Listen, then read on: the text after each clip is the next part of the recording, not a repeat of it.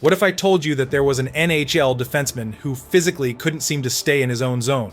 From crazy coast-to-coast rushes to his impossible no-look passes, Brian Leetch was truly one of the greatest offensive defensemen in NHL history. And his highlights are honestly some of the best on YouTube. But how did he develop this unique skill that allowed him to lead his squad to win the 1994 Stanley Cup? And why did he deliberately choose to attack when defensemen were supposed to defend? Well, to find out, we have to go back to 1988. Boston College, led by their star defenseman Brian Leetch, were set to face Maine in the Hockey East Championship game. But how is it that a defenseman who was putting up 47 points in just 32 games was being told by scouts he might be too risky to play in the NHL? Brian, who was born in Corpus Christi, Texas, had developed into one of the most unique young defensemen in youth hockey. The hours he spent alone working on skills that other defensemen never touched were huge. You know, it was awesome. I went out there 3 or 4 hours just working on my shot, working on passing, doing forward drills,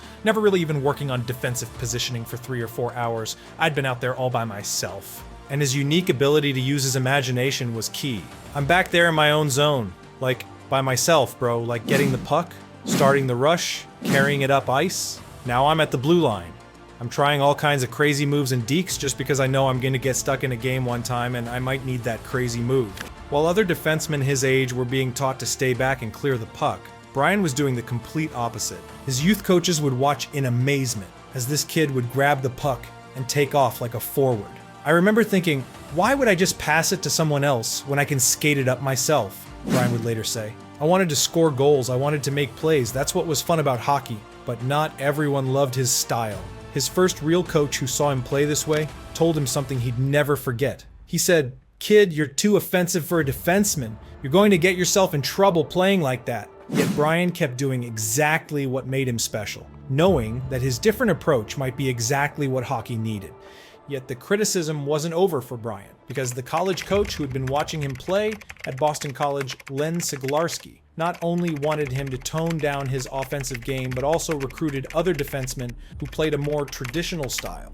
Brian, realizing that his freshman year would likely be spent learning how to play real defense, had to prove that his way of playing could actually work at the college level. Yet, a certain assistant coach who begged his boss to let the kid play his natural game had just seen something special. Tim Whitehead. Unlike most college coaches who saw red flags while watching Brian attack like a forward, Whitehead saw a hockey genius, one that was going to change how defense was played. But could a defenseman who thought like a forward really succeed in the much more physical college game? Brian would work closely with Coach Whitehead, who would have his defensemen practice offensive drills that other defensemen never did. Thanks to this support, Leetch would lead Boston College to incredible offensive numbers during his college years. But this success would create even more doubters because NHL scouts, watching this defenseman put up 47 points in 38 games, started questioning if he was even a real defenseman. "He's too offensive," one NHL scout would say. "Can he actually play defense when it matters?" Leetch had learned to perfectly balance his offensive and defensive games. Brian's offensive skills and his improved defensive play would lead the Eagles to multiple tournament appearances, getting them closer to their championship dreams. However, as the 1986 NHL draft approached, teams were split on what to do with this offensive defenseman. "I had scouts telling me I was too risky," Brian would later say. "But I also had teams saying I could change their power play forever." The New York Rangers, picking 9th overall, would ultimately take a chance on the kid who played defense like no one had ever seen before. While most rookie defensemen were expected to play it safe and learn, Brian Leetch was told something very different before his first NHL game. Rangers coach Michel Bergeron would tell his new defenseman something very interesting before their season opener. "He told me before we went out for the game, he said, if you see a chance to jump in the rush and it doesn't work out, don't worry about it. Next time, try it again." Without another offensive defenseman to take his spot and inspired by the trust given to him by his coach, Leetch would score his first NHL goal, throw 2 assists, and show flashes of his amazing offensive skills in his debut NHL experience, shocking not only Rangers fans, but their organization. They had finally found their defenseman of the future. As the 1989 to 1990 season went on, Brian was continuing to shock everyone with his inability to stay back and just play defense. Almost every single shift saw him jumping into the play in some crazy way, and Leetch's hockey philosophy was helping his Rangers reach new heights. I tell everybody I'd rather have 15 assists than 5 goals as a defenseman, just as long as I see my forwards are getting good chances, then I'll be happy. And while it did take his teammates some time to get used to playing with a defenseman so eager to join the attack, sometimes it looked like magic. The other night he made a pass to me from the blue line and I really didn't see it coming. The puck just hit my stick perfectly. I was asking, how did you see that? And you've been playing with forwards before? You don't have an answer for me. Everyone eventually got used to Brian's attacking style of play, including the Rangers' veteran forwards who had never played with anyone like this. Not only did Leetch and the forwards share a strong desire for success, but they also found that his offensive skills made their jobs so much easier. As the season progressed, it became clear that this rookie defenseman was something the NHL had never seen before. Yet it wasn't just his play that was getting attention. Rangers fans had started calling him the Magician because of the way he made plays that seemed impossible. Brian would finish his rookie year with 23 goals and 48 assists for 71 points. Numbers that were absolutely crazy for any defenseman, let alone a rookie. But his Rangers had made the playoffs as the 4th seed. However, their first-round opponent was none other than the experienced Pittsburgh Penguins, a team that knew exactly how to shut down offensive defensemen. Mario Lemieux and his teammates would expose Brian's defensive weaknesses, forcing him into mistakes that cost his team crucial goals. The Penguins would eliminate the young Rangers in 6 games, leaving Brian to wonder if maybe the scouts were right about him being too offensive for his own good. Brian Leetch would sit in his apartment that summer and think, understanding that in order for his team to succeed, he would have to develop not only his amazing offensive skills, but also his defensive game. Therefore, Brian would lock himself away in the Rangers' practice facility, working on every single defensive mistake from his rookie season, trying to understand how he could better help his Rangers reach their one true goal, a Stanley Cup championship. Brian would train closely with Rangers defensive coach Colin Campbell, who would have his star defenseman work on positioning drills while also keeping his offensive creativity alive. Thanks to this summer of work, Leetch would lead his Rangers to much better defensive numbers during the 1989-1990 season. On February 15, 1991, the Rangers were facing the Boston Bruins in a huge regular season game. Brian showed all the work he had put in during the off-seasons.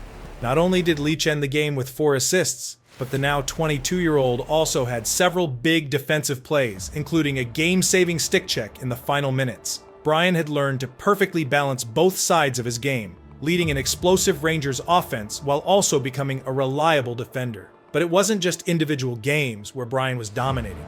The Rangers had built their entire system around his unique abilities. His teammates knew that when Brian joined the rush, they needed to cover for him defensively. And when he stayed back, they could count on him to make the perfect outlet pass.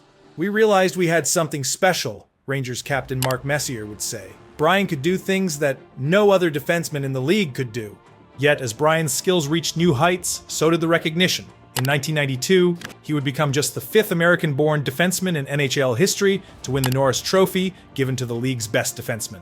"It feels amazing to win this award," Brian said after receiving the trophy. "But I think what makes me most proud is that I did it by being myself. I didn't have to change my style. I just had to get better at both ends of the ice." February 25th, 1994. Brian Leetch was set to lead the New York Rangers into what everyone knew would be their best chance at winning the Stanley Cup in over 50 years. "I'm telling you, with Brian Leetch," Rangers coach Mike Keenan said, "if you think he's amazing in regular games, you should see him in the playoffs. This is when his offensive skills really take over." As the 1994 playoffs began, Brian would truly shock not just Rangers fans, but hockey fans across the world with plays that no defenseman had ever made in the Stanley Cup playoffs. Against the New York Islanders in the first round, Leetch would score 3 goals and 5 assists in just 6 games, leading rushes and making passes that looked impossible for someone playing defense. And it was these playoff performances that began to prove that an offensive defenseman could be the key to winning championships.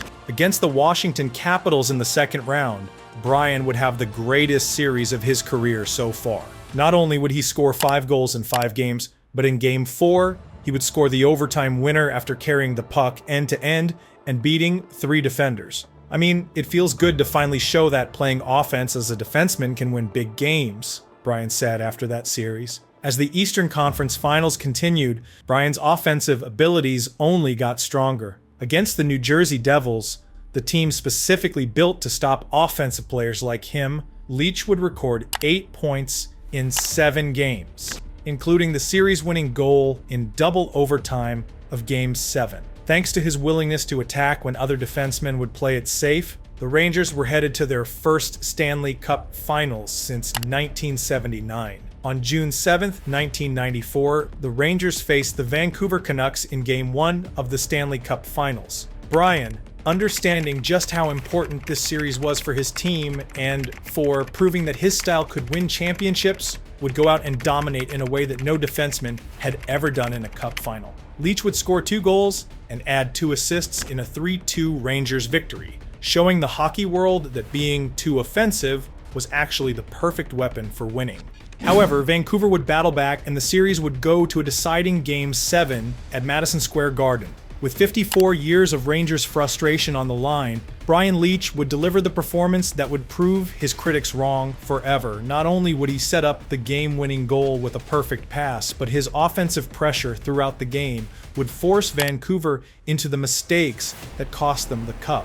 The Rangers win the Stanley Cup. We're champions, man. All those people who said I was too offensive. Well, we just won the cup because of that offense. This is what hockey is all about. Attacking, creating, never being afraid to take chances. Brian had achieved his dream, and more importantly, he had changed how people thought about defensemen forever. However, could Brian's success really change how hockey was played forever? Teams across the NHL were starting to copy exactly what New York had done with Brian Leetch. The Detroit Red Wings had started using their defensemen in the offensive zone more. The Colorado Avalanche were telling their blue liners to join rushes. Brian's style was spreading across the entire league. Yet this wasn't all. Young defensemen who were just entering the NHL were now modeling their games after what they had seen Leetch do in the playoffs. Players like Chris Pronger and Al MacInnis started adding more offense to their games. I watched Brian in those playoffs, Pronger would later say, and I realized that defensemen could be so much more than just defensive players. As Brian's career continued into the late 1990s and early 2000s, the NHL itself began to change around his style. Teams started running more complex power plays that required defensemen who could think like forwards. The trap defense that had been so popular was being beaten by defensemen who could skate and create plays like Brian did. Leetch tried to adapt his game as he got older, but even at 35 years old, he was still making plays that younger defensemen were trying to copy. And on February 24, 2006, wearing number 2 for the Boston Bruins, Brian would play his final NHL game. Yet, his influence on the game was just beginning.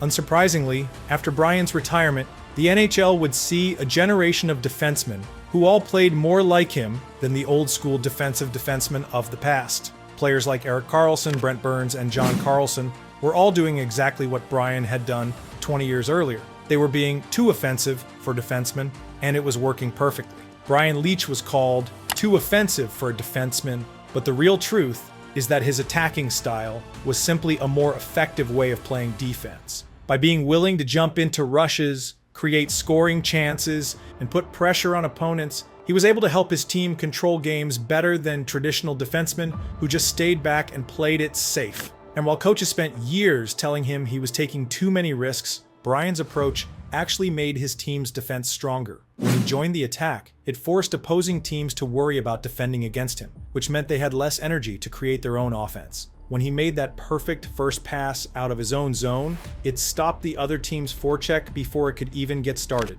By using his offensive skills to put constant pressure on opponents, Brian showed that the best defense was actually a good offense. Traditional defensemen would clear the puck and hope for the best, but Leetch would carry it out of trouble and create a scoring chance the other way. This put his opponents on their heels and gave his team control of the game. Today, if you watch any NHL game, you'll see defensemen doing exactly what Brian Leetch was doing 30 years ago. They're jumping into rushes, running power plays, and thinking like forwards while still playing defense. The entire position changed because one player from New York refused to play it safe and showed everyone that being too offensive was actually the perfect way to play defense. By the way, let me know what you think below. Is Brian Leetch the most revolutionary defenseman of all time? Regardless if you think yes or no, please share your thoughts below. I would love to hear them. Also, if you enjoyed this video, please hit that like button and subscribe to the channel. These videos take countless hours of research and editing, and your support really means a lot to help us keep making content like this.